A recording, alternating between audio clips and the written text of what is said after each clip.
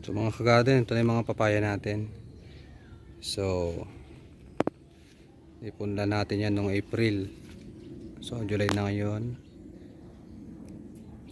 4 na buwan na rin ano. Yan, so ganyan na sila kalaki. Bubunga na. Ayan. May mga sama niya kagarden. Yan. Ito kasi naputol ng bata. At mabuti na lang hindi siya namatay. Ano na ng sanga. Ayan o. Naputol yung pinakadulo nito.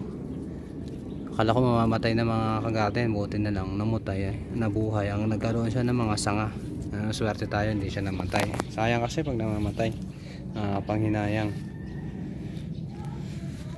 Ito. Malaki na rin. Malaki na rin.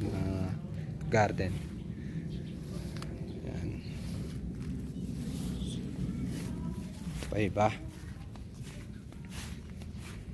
So magandang tubo at laki. Ganda sibol ng ating mga papaya, matikas. Yan, yan.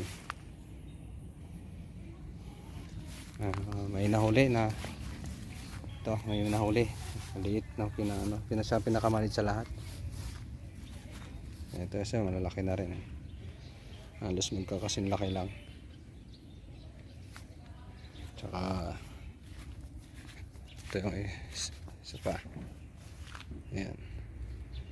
So magandang tubo ng mga papaya natin, mga kagulay, mga kagarden. Ayos naman. Kagulay, kagarden, ayan. Sa mga mahilig magtanim ng papaya. Ayaw lamang nito ng nababaha. Mamatay kasi agad to.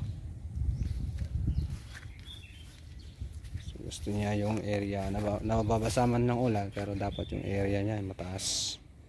Kaya tinaas din natin yung iba sa ground niya, nakataas yan para pang protection natin sa sa mga malakas na tubig, ulan.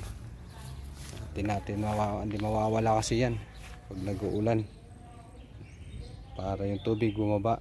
Tulad nito, yan, nakataas siya, hindi siya nakapantay sa ground, naka-elevate. Yan,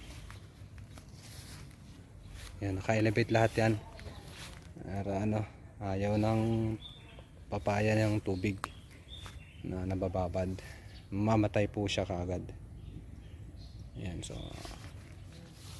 sarap kasi po yan sa tinola. At saka kung may papahinog tayo, maganda po yan sa ating kalusugan.